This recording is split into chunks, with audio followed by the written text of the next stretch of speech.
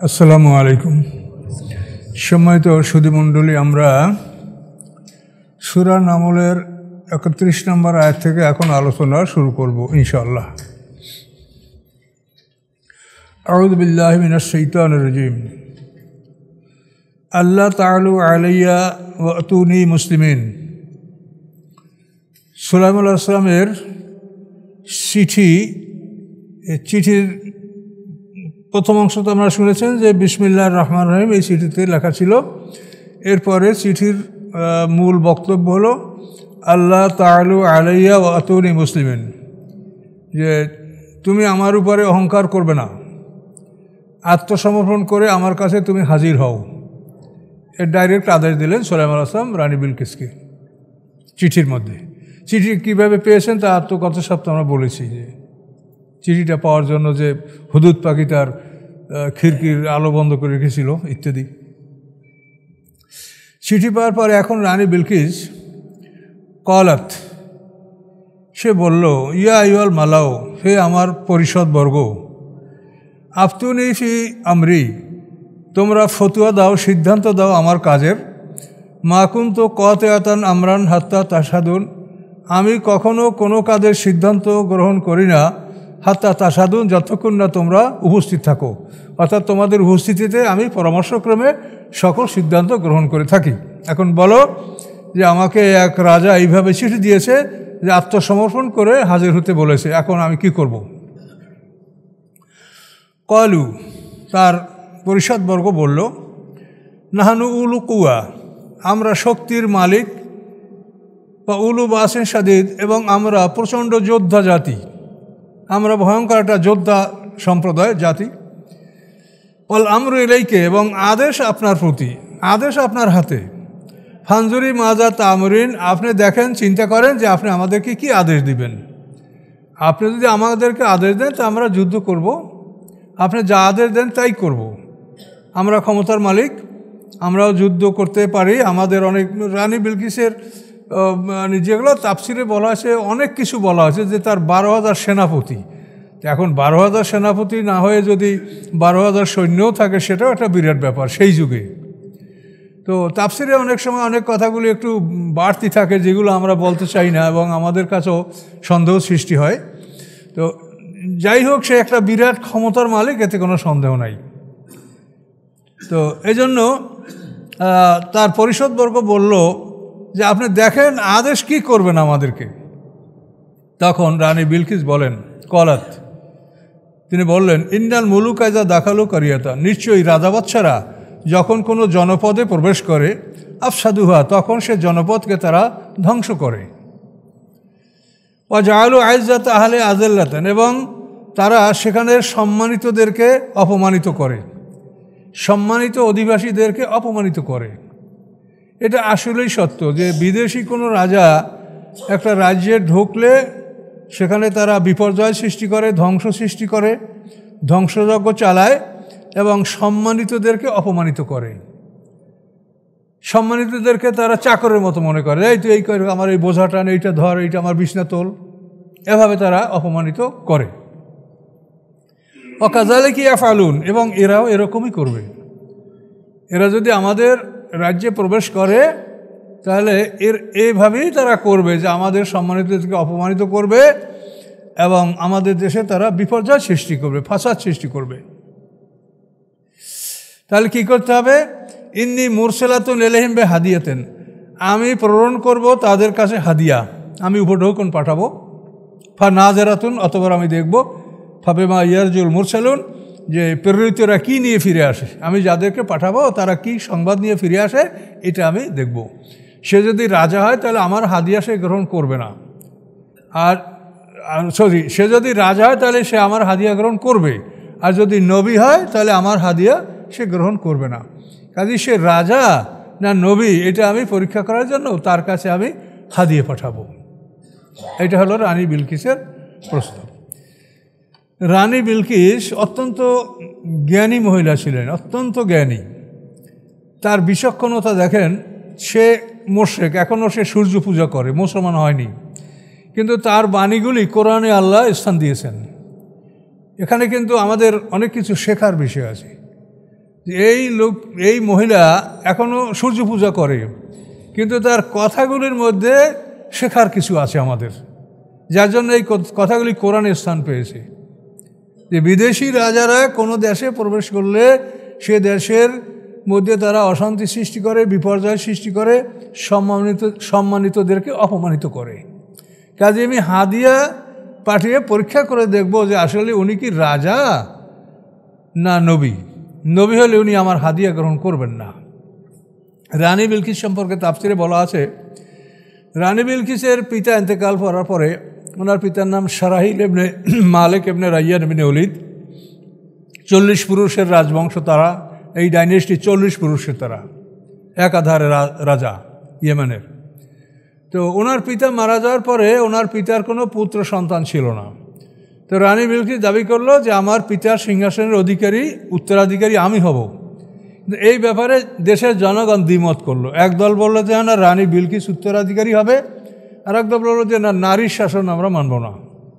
এভাবে মানে ইয়েমেনের লোকরা দুইটা দলে ভাগ হয়ে গেল। শেষ পর্যন্ত দুইজনই রাজা হইল। রানী বিলকিস একাংশের, যারা নারী শাসনকে সমর্থন করলো, আর যারা নারী শাসন সমর্থন করলো না তারা একজন পুরুষ রাজা নির্বাচন করলো। এভাবেই ইয়েমেনটা দুইটা ভাগ হয়ে গেল, পুরুষ শাসিত অঞ্চল, নারী শাসিত অঞ্চল। বেশ কিছুদিন চলতে লাগলো। চলার পরে দেখা গেল যে পুরুষ শাসিত অঞ্চল, সেখানে জুলুম অত্যাচার হচ্ছে, সেখানে সুন্দরভাবে রাজ্য পরিচালনা হচ্ছে না, জনগণের অধিকার সুরক্ষা পাচ্ছে না, সেখানে জুলুম অত্যাচার হচ্ছে। কিন্তু রানী বিলকিসের শাসন সবার কাছে পছন্দনীয়। তার কারণ এটার ব্যাপার হয়েছে কি, যারা রাজবংশ তাদের কিন্তু মস্তিষ্কটা আলাদা থাকে। রাজবংশের লোকেরা ক্ষমতায় থাকলে তারা রাজতন্ত্র করলেও তাদের মধ্যে একটা অন্যরকম মানসিকতা থাকে, যেটা নিম্নবংশের লোকদের মধ্যে থাকে না। এটা কিছু মন খারাপ করবেন, এটা আসলেই সত্য। রাজবংশের মানুষের মন মস্তিষ্কটা অন্যরকম থাকে। তো এই জন্য এখন প্রমাণ হলো যে রানী বিলকিস সুশাসক। তো পুরুষ শাসক সে সুশাসক নয়। এখন কী করে করবে? এখন কি এরা যুদ্ধ করবে না কি করবে? তো রানী বিলকিসের তার একটা স্ট্র্যাটেজি, একটা কৌশল দেখেন। উনি করলেন কি, ওই যে পুরুষ রাজা, তার কাছে একটা চিঠি লিখলেন যে আমি রানী বিলকিস তোমাকে বলছি, তুমি তো রাজা, তো তোমার সাথে আমি বিবাহ বন্ধনে আবদ্ধ হতে চাই। এখন ও এই চিঠি পেয়ে তো আনন্দে আটখান, যে এই তো মারাত্মক, রানী বিলকিস যদি আমার সাথে বিবাহ বসে তাহলে তো আমি পুরো ইমানের রাজা। তো রানী বিলকিস বললেন যে তুমি তোমার আত্মীয় স্বজনকে এটা জানাও, এবং আমার আত্মীয় স্বজনকেও তুমি জানাও যে আমি বিবাহ বন্ধনে আবদ্ধ হতে চাচ্ছি। তখন ওই রাজা বিলকিসের আত্মীয় স্বজনকে চিঠি জানালো যে রানী বিলকিস বিবাহ বন্ধনে আবদ্ধ হতে চায় আমার সাথে, এ ব্যাপারে আপনারা প্রস্তুতি গ্রহণ করেন। তো সবাই এটা অবিশ্বাস করলো যে রানী বিলকিস এটা হতে পারে না। তো তারপর রানী বিলকিসকে তারা জিজ্ঞাসাবাদ করলো। সে বলল যে আমি এক নারী অবিবাহিত, আমার কোনো সন্তান নাই, তা আমি মারা যাওয়ার পরে এদেশের রাষ্ট্রীয় ক্ষমতা কে বা কারা গ্রহণ করবে, কাজে আমি চাই যে আমার সন্তান হোক এবং তারা এই দেশের রাষ্ট্রীয় ক্ষমতা গ্রহণ করবে, দেশ পরিচালনা করবে, এরকম একটা আশা নিয়ে আমি বিবাহ বন্ধনে আবদ্ধ হতে চাই। তো সবাই বললো যে তাই যদি হয় তাহলে ঠিক আছে, হোক। আনুষ্ঠানিকভাবে বিবাহ হলো। বিবাহ হওয়ার পর রানী বিলকিস ওই রাজার বাড়িতে বিবাহিত বধূ হিসাবে সেখানে তিনি গেলেন। যাওয়ার পরে সেখানে যা অনুষ্ঠান হলো, এরপরে খাদ্য ভোজসভা, এরপরে হলো রানী বিলকিস এবং স্বামী স্ত্রীর তাদের গৃহে সেখানেও তাদের নাশতা পানির ব্যবস্থা এবং ব্যাপক হারে মাদকের ব্যবস্থা রাখা হয়েছিল। তো রানী বিলকিস কৌশলগতভাবে তার স্বামীকে একটু বেশি মদ খাওয়ালো, যে তুমি একটু বেশি করে খাও। তো সেও খুব বেশি করে মদ খালো। খাওয়ার পরে সে একেবারে আস্তে মানে একেবারে হুঁশহারা হয়ে গেল। যখন সে এরকম বেহুশ হয়ে গেল মদ খেয়ে, তখন রানী বিলকিস তাকে হত্যা করে তার মাথাটাকে ওই বাড়ির দরজার সাথে ঝুলিয়ে রেখে পলাইয়া তার নিজ দেশে চলে গেলেন। পরের দিন সকালে রানী বিলকিসের বিবাহিত জীবন, তারপর ওই রাজার বিবাহিত জীবন, দেখে যে সে রাজার মাথা দরজার সাথে হত্যা করে তার মাথাকে ঝুলিয়ে রেখেছে রানী বিলকিস। এবং এইভাবে সেই রাজার পতন এবং পুরো ইয়ামানের ক্ষমতা রানী বিলকিস দখল করেছে। এটা তার তার মধ্যে যে আল্লাহ তাআলা প্রতিভা জ্ঞান দিয়েছেন, এ তাফসীরকার এই ঘটনা উল্লেখ করেছেন, আল্লাহ ভালো জানেন। তো এই রানী বিলকিস এভাবেই সমগ্র ইয়ামানের তিনি রানী সাব্যস্ত হলেন এবং এখানেও তিনি জ্ঞানের পরিচয় দিলেন যে আমি এ রাজার সাথে আমি যুদ্ধ করব না, আমি জানতে চাবো যে তিনি কি রাজা না পয়গম্বর। তো রানী বিলকিসের হাদিয়া, রানী বিলকিস মানজার ইবনে আমর নামক একজনের নেতৃত্বে একদল লোক নির্বাচন করলেন এবং তাদের অধীনে তার হাদিয়া প্রস্তুত করলেন। তো তার হাদিয়া, এখানে শুধু কোরআনে আছে হাদিয়া, কিন্তু কি হাদিয়া সেটা তাফসিরে বলেছেন তাফসিরকাররা। উনি সুলাইমান আলাইহিস সালামের জন্য 500 দাস 500 দাসী, যে যারা দাস পুরুষ তাদেরকে নারীর পোশাক পরানো হয়েছে, আর যারা নারী তাদেরকে পুরুষের পোশাক পরানো হয়েছে। এমনভাবে তাদেরকে সাজানো হয়েছে রেশমি পোশাকে অলঙ্কারে যে কোনোভাবে বোঝারই ক্ষমতা নাই। এবং এককোষী ঘোড়া, যে ঘোড়াগুলি একটা কোষ, এই এককোষী ঘোড়া তাদের জন্য বাহনের জন্য ব্যবস্থা করেছেন। এই ঘোড়ায় চড়ে 500 নারী 500 পুরুষ দাস দাসী, উল্টাভাবে নারীরা পুরুষের পোশাক, পুরুষরা নারীর পোশাক। এরপরে সুলাইমান আলাইহিস সালামের জন্য 500 স্বর্ণের ইট এবং 500 রূপার ইট, এটা তিনি হাদিয়ার জন্য প্রস্তুত করেছেন। এরপরে সুলাইমান আলাইহিস সালামের জন্য একটা মুকুট এবং একটা কৌটার মধ্যে মূল্যবান একটা মুতি, এবং এগুলোর তালিকা করে সে ওই যে হাদিয়া নিয়ে যে যাবে, যে লিডার মানজার ইবনে আমর, তার দায়িত্বে এটা দিয়ে দিয়েছেন। এইভাবে যখন এরা সুলাইমান আলাইহিস সালামের দরবারের কাছাকাছি চলে গেছে, তখন সুলাইমান আলাইহিস সালাম হুদুদ পাখি তো সব খবরগুলো বলছে। সুলাইমান আলাইহিস সালাম তো আগেই বলছে যে তুমি চিঠি দিয়ে দূরে থাকো, খবর নাও, জানো। তো হুদুদ পাখির মাধ্যমে সব কিছু জানছেন। তো যখন এই বাহিনী, যখন এই ডেপুটেশন, এই পার্টিটা কাছাকাছি আসছিল, উস্তখর নামটা নাই, হীরা নামটা এখন না, এটা সুলাইমান আলাইহিস সালামের রাজধানী ছিল উস্তখর, এবং এটাকে পরে বলা হয়েছে হীরা। তো আল্লাহ রসুলও হীরা শব্দ ব্যবহার করেছেন, যে হাদিসের মধ্যে আছে যে হীরা থেকে অর্থাৎ ইরাকের হীরা থেকে নারীরা একাকিনী হজ করার জন্য মক্কায় আসবে, হজ করে একাকিনী চলবে, দিবারাত্রি চলবে, তাতে পথে কোথাও তারও কোনো ভয় থাকবে না।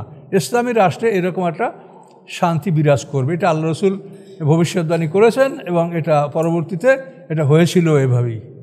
তো হীরা এখানে ছিল এই সুলাইমান আলাইহিস সালামের রাজধানী। তো যখন সুলাইমান আলাইহিস সালাম হুদুদ পাখির মাধ্যমে জানতে পারলেন যে ওরা চলে আসতেছে, ওদের কাছে এই মালামাল আছে, তখন সুলাইমান আলাইহিস সালাম বললেন যে তাদের জন্য 9 ফরসাক বলতে ফরসাক হলো 2 মাইল অথবা 3 মাইল। তো এই 9 ফরসাক একটা, অর্থাৎ 18 বর্গ মাইল একটা মাঠ তোমরা সোনার উপর ইট দিয়ে পাকা করো, এবং এই মাঠের আরও সামনে তোমরা সোনার উপর ইট দিয়ে রাস্তা তৈরি করো। ওই রাস্তা পার হয়ে তারা এই মাঠে বসবে। এখানে সুলাইমান আলাইহিস সালামের সিংহাসন এবং তার দুই পাশে 4000 চেয়ার স্থাপন করা হয়েছিল এই মেহমানদের জন্য। তো এইভাবে এগুলি সব সাজানো হয়েছে।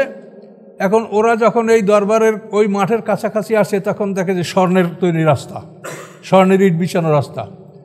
তখন সুলাইমান আলাইহিস সালাম তার কর্মচারীদেরকে বলছে যে তোমরা একটা কৌশল অবলম্বন করো, ওরা তো স্বর্ণের ইট নিয়ে আসতেছে, রূপার ইট নিয়ে আসতেছে, যে তোমরা যে সোনার রূপার রাস্তাটা করেছো, এই এক জায়গায় তোমরা 500 ইটের জায়গা ফাঁকা রাখো, সোনার ইটের 500 ইট ফাঁকা রাস্তা, আর এক জায়গায় রৌপ্যের ইট যেখানে 500 ইটের জায়গা ফাঁকা, এটা ফাঁকা রেখে দাও। তো ওরা ওভাবে ওই রাস্তা দিয়ে চলে আসতেছে, চলতে চলতে সামনে এসে দেখে যে 500 ইটের জায়গা ফাঁকা, আর ওদের কাছে ইট আছে 500। এখন ওরা ওইখানে হিমশিম খাচ্ছে যে আমরা যদি এই 500 ইট দরবারে নিয়ে যাই, তো হয়তো লোকেরা বলবে যে তোমরা আমাদের ইট চুরি করছো, আমাদের এই রাস্তায় ইট নেই। তো এখন কি করা যাবে? তাহলে আমাদের এই ইট এখানে ফেলাই দাও, আমরা এটা দরবারে নিয়ে যাওয়ার প্রয়োজন নাই। তখন ওদের 500 স্বর্ণের ইট, 500 রূপার ইট ওরা সুলাইমান আলাইহিস সালামের রাস্তার উপরে ওরা ফেলে দিলেন। এগুলো অত্যন্ত জ্ঞানের কথা যে এইভাবে তারা, আর এগুলোর থেকে আমাদের শিক্ষা বিষয় হলো যে আল্লাহ আমাদেরকে জান্নাতের ওয়াদা করেছে যে সোনার উপর বাড়ি দিবে আল্লাহ, তাই না? স্বর্ণ রৌপ্য দ্বারা নির্মিত মেশকাম্বারের গাঁথনি দ্বারা জান্নাতে বাড়ি দিবে। তো আল্লাহ তাআলা যে এই বাড়িঘর দিতে পারে এটা দুনিয়ায় একটা নমুনা দেখাইলেন যে আমি ইচ্ছা করলে দুনিয়ায় তোমাদের সোনার বাড়ি করে দিতে পারি, কাজে তোমরা বিশ্বাস করো যে আমি তোমাদেরকে জান্নাতে সোনার বাড়িঘর আমি তোমাদেরকে দান করব। তো সম্মানিত সুধী, এইভাবে যখন তারা সেই দরবারে উপস্থিত হলেন তখন ওই মনজার ইবনে আমর সে বিলকিসের চিঠি দিলেন। সেই চিঠিতে বিলকিস লিখেছে যে আমি আপনার কাছে হাদিয়া পাঠালাম দাস দাসী, কারা দাস কারা দাসী এটা তাদের পোশাক খোলার পূর্বে আপনি আমাকে বলবেন, এটা বলতে হবে আপনাকে। আর আমি একটা কৌটার মধ্যে কি রেখেছি সেটা কৌটা ভাঙার আগে, সেটার কর খোলার আগে আপনি আমাকে বলবেন যে ওটার মধ্যে কী আছে। আপনি যদি নবী হন তাহলে তো আপনি এগুলো বলতে পারবেন। তো এরা যখন সুলাইমান আসলামের দরবারে উপস্থিত হলেন, তো এখন সুলাইমান আসলাম কী করে শনাক্ত করবেন? তিনি তাদেরকে পানির ট্যাপের কাছে যাইতে বললেন আর বললেন যে আপনারা হাত মুখ ধৌত করেন, হাত মুখ ধৌত করেন। এখন পানির সমস্যাটা হলেই আপনারা নিজেরাও দেখবেন, ওই বাচ্চা মেয়েরা ছেলেরা এই খেলাধুলাকে দৌড় দিয়ে টিউবওয়েলের কাছে যায়, যে মেয়েরা টিউবওয়েল চাইকে দেখবেন পায়ের উপরে পানি ফেলায়, আগে তারা পাও ধোয় তারপর হাত ধোয় মেয়েরা, আর ছেলেরা দেখবেন যে ওরা পানি হাতে আগে পানি ব্যবহার করবে। এটা সাধারণ, কিন্তু এটা ছেলেমেয়েদের একটা নর্মাল একটা অভ্যাস, এটা ন্যাচারাল, এটা হয়ে থাকে। তো উনি যখন ওই ট্যাপের কাছে পাঠালেন হাত মুখ ধোয়ার জন্য, তখন নারী যারা তারা আগে পাও ধৌত করলো, তারপর মুখ ধুইল, আর পুরুষরা আগে মুখ ধুইল।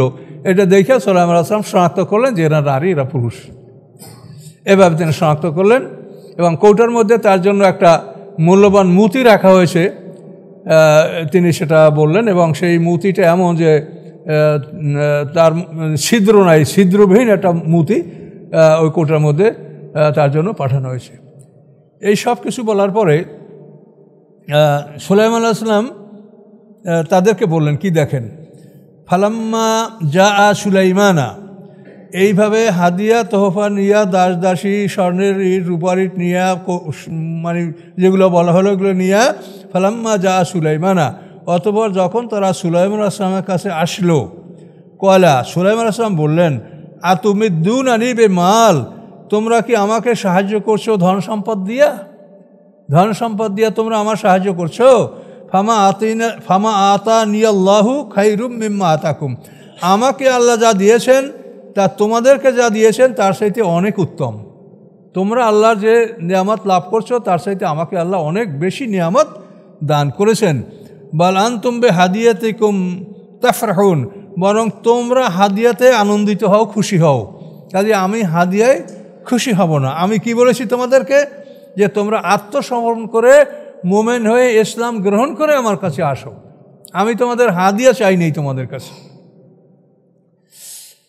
এরপরে এদেরকে বললেন এর যে ইলাইহিম, ওই যারা আসছে দরবারে, যে তোমরা ওই রানী বিলকে চলে যাও, ফালা না তিয়ান্নাহুম বিজুনুদেন, আমি অবশ্যই তাদেরকে হাজির করব এমন বাহিনীর মাধ্যমে লা কেবাল আল্লাহুম, যেই বাহিনী তাদের কাছে নাই। উনি তো জিন ইনসানের মালিক, সমস্ত জিনেরা তার অধীনস্থ ছিল সুলাইমান আসলামে, তা ওরা রানী বিল কোথায় পাবে? বলছে আমি তাদেরকে এমন বাহিনীর মাধ্যমে নিয়ে আসবো যে বাহিনী তাদের কাছে নাই। ওলা নুখরিজান্নাহুম মিনহা আযাল্লাতান ওয়া হুম সাগিরুন, অবশ্যই আমি তাদেরকে বের করবো ওখান থেকে, ওই ইয়েমেন থেকে, আযাল্লাতান অপমানিত অবস্থায়, ওয়া হুম সাগিরুন এবং তারা হবে অপমানিত, ছোট, নিম্নস্থ, এভাবে আমি তাদেরকে নিয়ে আসবো এখানে। তো এইভাবে এই খবর নিয়ে যখন রানী বিলকিসে যাওয়া হলো, তখন রানী বিলকিস সুলাইমান আসলামকে জানালেন যে আমি আত্মসমর্পণ করে আপনার কাছে হাজির হব, আপনি আমার বিরুদ্ধে সৈন্য পাঠাবেন না, অপেক্ষা করেন, আমি আত্মসমর্পণ করে আসছি। আর ইয়ামান তো সিরিয়া থেকে বহু দূরের রাস্তা, বহু দূরে, প্রায় 1 মাসের রাস্তা। এখন রানী বিলকিস তার সৈন্য সামন্ত তার সব কিছু নিয়ে তিনি সুলাইমান আসলামের দরবারে সারেন্ডার করে হাজির হওয়ার জন্য রওনা হলেন। রওনা হওয়ার পূর্বে তিনি রানী বিলকিসের যে সিংহাসনটা ছিল, খুব বিশাল বড় সিংহাসন ছিল, খুব বিশাল বড়। তার বিবরণ যেটা আছে সেটা তো মানে অনেকটা অবিশ্বাস্যই আমাদের কাছে মনে হয়। তারপর আমরা বলতে পারি যে তার সিংহাসনটা খুব বড় ধরনের একটা সিংহাসন ছিল। কেউ বলে যে 30 গজ উঁচু, 40 গজ প্রস্থ, এভাবে অনেক লম্বা বিশাল সিংহাসন তার ছিল। এখন এই বিশাল সিংহাসনটা উনি যখন সুলাইমান আলাইহিস সালামের দরবারে যাবেন, তখন এমন একটা কক্ষে এই সিংহাসনটাকে উনি আটকে রাখলেন যে এই কক্ষটা ঢুকতে হলে 60টা দরজা খুলতে হয় এবং 60টা স্তরে মানে সেই গৃহটা কভার করা, এই 60টা তালা খোলার পরে সেই রুমে প্রবেশ করা যায়। এমন একটা সুরক্ষিত কক্ষে রানী বিলকিস তার সিংহাসনটা রাখার পরে তিনি তার সৈন্যবাহিনী এবং তার মন্ত্রী পরিষদ সবাইকে নিয়ে তিনি সুলাইমান আলাইহিস সালামের দরবারে সারেন্ডার করার জন্য রওনা করলেন। এখন হুদহুদ পাখি সব খবর সুলাইমান আলাইহিস সালামকে দিচ্ছে। এখন সুলাইমান আলাইহিস সালাম বললেন, সুলাইমান আলাইহিস সালাম বললেন, ইয়া আইয়ুহাল মালাউ, হে আমার পরিষদবর্গ, আইয়ুকুম ইয়াতিনি বিআরশিহা, কে আছে তোমাদের মধ্যে যে নিয়ে আসতে পারে তার সিংহাসনটাকে আমার কাছে, কবলা ইয়াতুনি মুসলিমিন, আমার কাছে সে আত্মসমর্পণ করে হাজির হওয়ার পূর্বে তার সিংহাসনটা আমার কাছে হাজির করতে পারে, এমন তোমাদের মধ্যে কে আছে?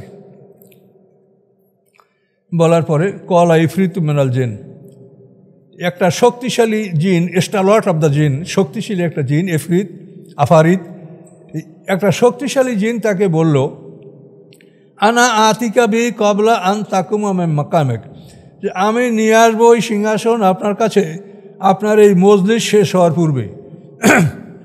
আপনি যে মজলিসে বসা আছেন, এই মজলিস সমাপ্তির পূর্বেই আমি তার সিংহাসন আপনার কাছে হাজির করব।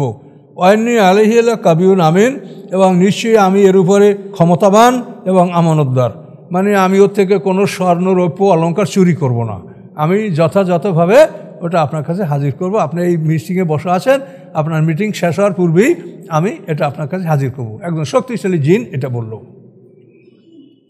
জিনদের অনেক গ্রুপ আছে, এই আফারিত একটা গ্রুপ, তারপর আবিয়াস গ্রুপ, নবী রাসূল পয়গম্বর বড় বড় আলেমদেরকে যারা ধোঁকা দেয় সেই জিনদের হলো গ্রুপটার নাম হলো আবিয়াস গ্রুপ। আপনারা পাবেন সামনে যে সূরা হাশরে যে বর্ষিসা দরবেশকে যে জিন পথভ্রষ্ট করছিল, আবিয়াস গ্রুপের জিন। তো এই আফারিত জিন বলল, তো শুনলেন কি বলল, যে আমি আপনার মসজিদ ভাঙার আগে এই সিংহাসন হাজির করব এবং আমি এটার উপরে ক্ষমতাবান এবং আমানতদার, আমি কিছু চুরি করব না, নষ্ট করব না। কিন্তু অকল আল্লাহ জি ইনদাহু মিনাল ইলম, বললেন তিনি যার কাছে ছিল ইলম, যার কাছে ছিল কেতাবের ইলম, আসমানি কেতাবের ইলম, ইলমুম মিনাল কেতাবে, মানে নবুয়তি বা মানে আসমানি কেতাবের ইলম যার কাছে ছিল, সে বলল। এই লোকটা কে? তো এখানে আমরা বলবো আনা আতিকা বিহি, তিনি বললেন যে আমি নিয়ে আসবো ওই সিংহাসন কবলা আইয়ারতাদ এলাইকা তারফুক, যে আপনার চোখের দৃষ্টি একদিক থেকে আপনার দিকে ফিরে আসবে, আপনি একদিক চাবেন তারপর নিজের দিক চাকাবেন, এতটুক সময়ের মধ্যে এই সিংহাসন আমি হাজির করব। এখন এই লোকটা কে ছিল? তো এই অধিকাংশ তাফসীরকারদের মতে এই লোকটা হল আসেফ বিন বরখিয়া, সুলাইমান আলাইহিস সালামের কাতেব। তিনি এই কথা বলছিলেন যে আপনার চোখের পলকের মধ্যে, চোখের দৃষ্টি একদিক থেকে আরেকদিক ফিরানোর মধ্যে আমি এই সিংহাসন আপনার কাছে হাজির করব। আবার কোনো তাফসীরকাররা বলে যে সুলাইমান আলাইহিস সালামের দোয়ায় সেখানে আল্লাহ ফেরেশতা পাঠিয়ে দিয়েছিলেন, তো সেই ফেরেশতারা, কিন্তু এখানে সে ওই তাফসীরটা মানে কোরআনের আয়াতের সাথে মিলে না। আয়াতের সাথে মিলে যে ওখানে যারা উপস্থিত ছিল তারাই এটা বলেছে।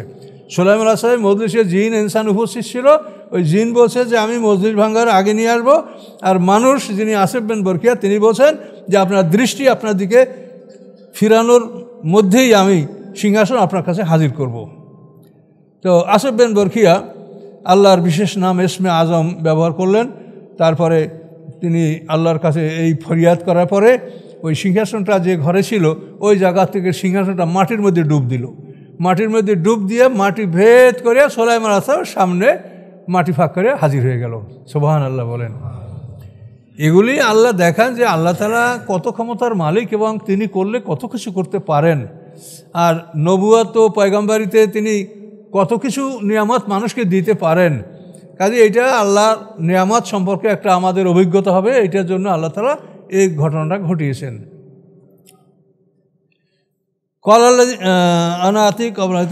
ফালাম্মা রাহু মুস্তাকিরান ইনদাহু, অতঃপর যখন সুলাইমান আসলাম দেখলেন স্থির হয়ে আছে তার সামনে সিংহাসন, একেবারে স্বাভাবিকভাবেই সিংহাসন তার সামনে হাজির, স্থির হয়ে গেল। কলা সুলাইমান আসলাম হাযা মিন ফাদলি রাব্বি, এটা হলো আমার রবের অনুগ্রহ, এটা কোনো অহংকার না, গৌরব না, এটা হচ্ছে আমার রবের অনুগ্রহ।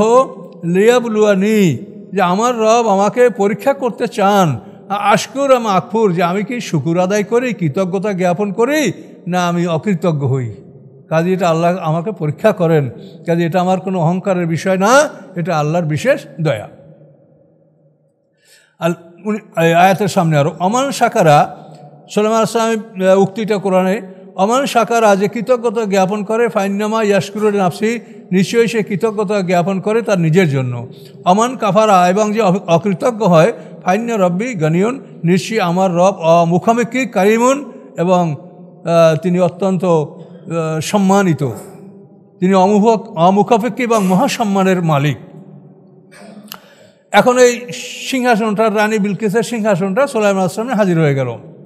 কয়লা সুলাইমান আসলাম বললেন, নাক্কিরুল আরশাহা, সিংহাসনটা উল্টিয়ে রাখো, এটা উল্টেই রাখো। নাক্কিরুল আরশাহা, তার সিংহাসনটা উল্টিয়ে রাখো।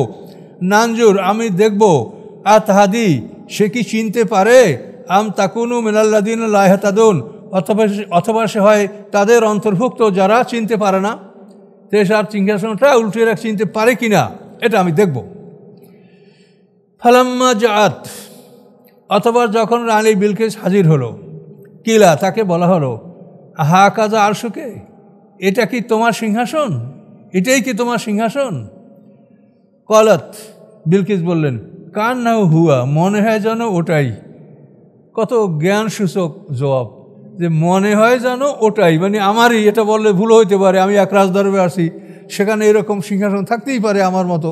কাজে এই জন্য তিনি নিজের দাবি করলেন না যে এটা আমারই, আবার দাবি ত্যাগও করলেন না, বললেন কি কান না হুয়া, যে মনে হয় যেন ওটাই।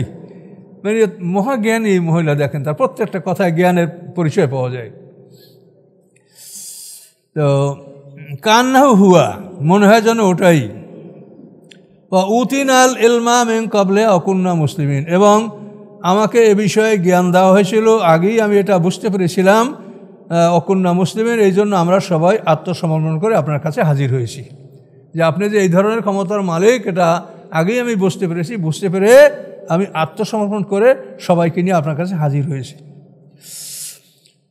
আল্লাহ বলেন, অসাদ্দা হা মা কানাত তা'বুদু মিন দুনিল্লাহ, ফিরিয়ে রেখেছিল তাকে ওই সব কিছু, যে কানাত তা'বুদু মিন দুনিল্লাহ, আল্লাহ ব্যতীত সে যাদেরকে ইবাদত করছিল, এই তাদের ইবাদতই তাকে আল্লাহর ইবাদত থেকে ফিরিয়ে রেখেছিল। মানুষের জীবনের যে চাহিদা, এটা কিন্তু যদি আপনি খারাপ খাবার খাইয়া পেট ভরেন, তাহলে ভালো খাবার সামনে আসলেও আপনি খেতে পারবেন না, এটা স্বাভাবিক। মানুষের স্বভাব হলো যে মানুষকে আল্লাহ ইবাদতের জন্য সৃষ্টি করছেন। দেখেন, মানুষ যেভাবে রুকু করতে পারে, দাঁড়াতে পারে, সেজদা করতে পারে, তাশাহুদে পড়তে পারে, পৃথিবীর অন্য কোনো প্রাণী কি পারে? দেখেন আপনাদের চোখের সামনে কত জীবজন্তু আপনারা দেখছেন, কোনো প্রাণী কি মানুষের মতো দাঁড়ানো, মানুষের মতো হাত তুলে কানে স্পর্শ করে তাকবীরে তাহরিমা, তারপরে রুকু দেওয়া, সেজদা দেওয়া, বসা, এটা কি কেউ পারে? তাহলে মানুষকে আল্লাহ তাআলা ইবাদতের জন্য সৃষ্টি করেছে। আপনি সৃষ্টিতেই দেখেন যে এইটা আপনাকে ছাড়া আর কাউকে আল্লাহ তাআলা এই আকৃতি দান করেন নাই। এখন মানুষের ইবাদত করার টেন্ডেন্সি, এটা সব মানুষের মধ্যে আছে, প্রত্যেকটা মানুষ ইবাদত করতে চায়। এখন সেই ইবাদত না করলে তার ক্ষুধা মিটবে না। এখন সেই ইবাদতকেও সূর্য পূজা করিয়া সেই ক্ষুধা মিটায়, কেউ চন্দ্র পূজা করিয়া, কেউ গাছপালা পূজা করিয়া, কেউ মূর্তি পূজা করিয়া, কেউ কুমুরি পূজা করিয়া, এই এক একটা অগ্নি পূজা করিয়া, এক একটা করিয়া সে তার ইবাদতের ক্ষুধা মিটায়। আর আল্লাহ বলছে যে এই যেগুলির তোমরা ইবাদত করছো, এগুলি সব তোমাদের কল্যাণের জন্য সৃষ্টি করা হয়েছে, এগুলি সব তোমাদের সেবায় নিয়োজিত, তোমাদের গোলাম, তোমাদের খেদমতের জন্য এগুলি বানানো হয়েছে, এগুলির ইবাদত করার জন্য তোমাদেরকে বানানো হয়নি। আল্লাহর বক্তব্য এটাই কোরআনে। যে এগুলির ইবাদত তোমরা করো, এগুলিকে তোমাদের ইবাদতের জন্য বানানো হয় না, এগুলি তোমাদের সেবায় নিয়োজিত। এই জন্য এই কথাটা এখানে বলা হলো, আল্লাহ বলছেন যে তারা যে সূর্য পূজা করত, এই সূর্য পূজা তাদেরকে আল্লাহর ইবাদত থেকে ফিরিয়ে রেখেছে। যাদের ক্ষুধা মিটে গেছে, ইবাদত তো করার দরকার, ইবাদত আমি করছি, ইবাদত করার দরকার, ইবাদত আমি করলাম। ইন্না কানাত মিন কওমিন কাফিরিন, নিশ্চয়ই এই নারী বিলকিস ছিল কাফের সম্প্রদায়ের একজন সদস্য। এরপরে রানী বিলকিসের সাথে এই সিংহাসনের ব্যাপারে আলাপ করার পরে কিলা তাকে বলা হলো উদখুলিস সারহা, যে আপনি এই অট্টালিকায় প্রবেশ করুন। তার জন্য, তার বিশ্রামের জন্য অট্টালিকা নির্মাণ করা হয়েছিল। তো রানী বিলকিসকে বলা হলো উদখুলিস সারহা, যে আপনি আপনার এই প্রাসাদে প্রবেশ করেন, এটা আপনার জন্য বিশ্রামের জন্য তৈরি করা হয়েছে। তো তাফসিরে বলা আছে যে রানী বিলকিস তার বাহিনী নিয়ে যখন কুফা নগর পর্যন্ত, কুফা শহর পর্যন্ত আসছেন, তো ওখান থেকে সুলাইমান আসলামের রাজধানী এক ফরসাক 2 মাইল দূরে। তখন সুলাইমান আসলাম ওখানে দেখছেন যে ধুলাবালি উঠছে। তখন উনি সবাইকে বললেন যে কি হচ্ছে ওখানে? বললেন সবাই যে রানী বিলকিস চলে আসতেছে, ওখানে আসছে। তো এই মুহূর্তের মধ্যেই সুলাইমান আসলাম বললেন যে তোমরা এখানে রানী বিলকিস জন্য একটা অট্টালিকা নির্মাণ করো এবং তার সামনে তোমরা জলাশয় তৈরি করো এবং এই জলাশয় তোমরা গ্লাস দ্বারা ঢেকে দাও, গ্লাস দ্বারা ঢেকে দাও যাতে কিছু বোঝাই না যায়। এবং এই জলাশয়ের মধ্যে নদী, সমুদ্র, কোথায় কি আছে সমস্ত আদিবাদীব, জীবজন্তু, মাছ, কুমির, হিংস্র প্রাণী, সব পানির সব প্রাণীর মধ্যে ছেড়ে দাও এবং গ্লাস দিয়ে ঢেকে দাও। এই গ্লাস দিয়ে ওনার অট্টালিকার সামনে এই জলাশয় তৈরি করে, এই দিঘি খনন করে গ্লাস দিয়ে ঢেকে, এরপরে এই সাইডে অট্টালিকা করে রানী উদখুলিস সারহা, আপনি আপনার অট্টালিকায় বিশ্রামাগারে প্রবেশ করুন। এখন উনি ওইটার কাছাকাছি যায়, দেখে বিশাল পানি, মানে গ্লাস দ্বারা বোঝা যায় না যে এটা গ্লাস নাকি পানি, আর গ্লাস তো স্বচ্ছ গ্লাস যদি হয়তো বোঝাই যাবে না। এখন উনি অবাক যে কেমন করে যাবেন, তখন উনি পায়ের কাপড় টানলেন। এটা কিন্তু মানুষের স্বভাব, আপনি যদি কোনো পানির কাছে যান, আপনি পানিতে নামবেন না, কিন্তু তারপরও আপনার পোশাকে আপনি হাত দিবেন পা উন্মুক্ত করার জন্য। এটা আপনি দিবেনই, আপনি আপনার ইচ্ছে অনিচ্ছে দেখবেন যে আপনি পোশাকে হাত দিয়েছেন পোশাক তোলার জন্য। অবশ্যই আপনি নামবেন না ওটা, তারপরও এটা আপনার একটা স্বাভাবিক নেচার, এটা হবে। উনি যখন ওইখানে গেলেন তখন উনি গভীর পানি মনে করলেন। দেখেন সামনে বলা আছে ফালাম্মা রাথু, যখন তিনি তার প্রসাদ দেখলেন, তার বিশ্রামাগার ওয়েটিং রুমটা দেখলেন, তো হাসেবাতু লুজ্জাতান, তিনি ধারণা করলেন তাকে গভীর পানি, মনে করেন গভীর পানি, আমি এখান থেকে কেমন করে পার হবো। ও কাশাফাতান সাকাইহা, এবং উন্মুক্ত করলেন তার 2 পা। শাক মানে নলা, মানে পায়ের গিটের উপরের অংশ শাক। তিনি পায়ের নলা উন্মুক্ত করলেন, পোশাক উন্মুক্ত করলেন। যখন পোশাক উন্মুক্ত করলেন, কলা সুলাইমান আসলাম বললেন ইন্নাউ সারহুম মুমারাদুম মিন কাওয়ারির, নিশ্চয়ই এটা একটা প্রসাদ যেটাকে সীসা বা গ্লাস দ্বারা এটাকে ঢেকে দেওয়া হয়েছে, এটা গ্লাস দ্বারা মুড়ে দেওয়া হয়েছে, কাজে এখানে পানি নেই, আপনার ভয় নাই। তো এভাবে যখন রানী বিলকিসকে বলা হলো, তখন রানী বিলকিস মধ্যে দুর্বলতা আসলো যে আমরা 40 পুরুষের রাজবংশ হইয়া আর এক রাজার বাড়িতে এসে আমরা কিছুই চিনতে পারছি না যে আল্লাহ তাআলা তাকে কী নিয়ামত দিয়েছেন। তার কাছে নিজের সাম্রাজ্য এটা খুবই তুচ্ছ জিনিস বলে মনে হলো। কলাত, তখন তিনি বললেন রব্বি, হে আমার রব, ইন্নী জলামতু নাফসি, আমি আমার আত্মার উপরে জুলুম করেছি, ও আসলামতু মা সুলাইমানা লিল্লাহি রাব্বিল আলামিন, আমি আত্মসমর্পণ করলাম, ইসলাম গ্রহণ করলাম সুলাইমান আলাইহিস সালামের সাথে আল্লাহর প্রতি, যিনি রব্বুল আলামিন। এই আল্লাহর প্রতি আমি আত্মসমর্পণ করলাম, যিনি রব্বুল আলামিন। এভাবে তিনি ঈমান গ্রহণ করলেন। এখানে বিলকিসের কথা এখানেই সমাপ্ত হয়েছে। তো এখানে আল্লাহ তাআলা যে তার নিয়ামতের যে একটা বিশালতা, বা তিনি যে আমাদেরকে দিতে পারবেন জান্নাতের নিয়ামত, যেটা কোরআনে বলা হয়েছে, সেটা আপনি দুনিয়াতেই বুঝে নেন যে ইচ্ছা করলে আল্লাহ তাআলা এই দুনিয়াতেও এটা দিতে পারে। সুলাইমান আলাইহিস সালাম 18 বর্গমাইল ময়দানটা তিনি সোনার উপর ইট দিয়ে পাকা করেছিলেন। সব ধরনের পশুরা সেখানে বাঁধা ছিল এবং পশুদের পায়খানার জন্য সোনার বর্তন স্থাপন করা ছিল, সোনার বর্তনে পশুরা পায়খানা করত। তো এভাবে আল্লাহ তাআলা দেখাই দিলেন। তো ঠিক আছে, তো যাই হোক, আমাদের সময় আর সাথে নাই। তো এখন এই সুলাইমান আলাইহিস সালাম রানী বিলকিসকে বিবাহ করেছিলেন কি না এ ব্যাপারে কোরআনে কিছু বলা নাই, তবে তাফসীরকাররা বলেন যে সুলাইমান আলাইহিস সালাম তাকে বিয়ে করেছিলেন এবং তার যে ইয়ামানের যে তিনি শাসক ছিলেন সেখানেই তাকে ক্ষমতায় প্রতিষ্ঠিত রেখেছেন। সুলাইমান আলাইহিস সালাম মাসে একবার ইয়ামান সফর করতেন, সেখানে তিনি 3 দিন বা 7 দিন বসবাস করতেন। এটা তাফসীরকারদের কথা, আল্লাহ ভালো জানেন। আমানতু বিল্লাহ।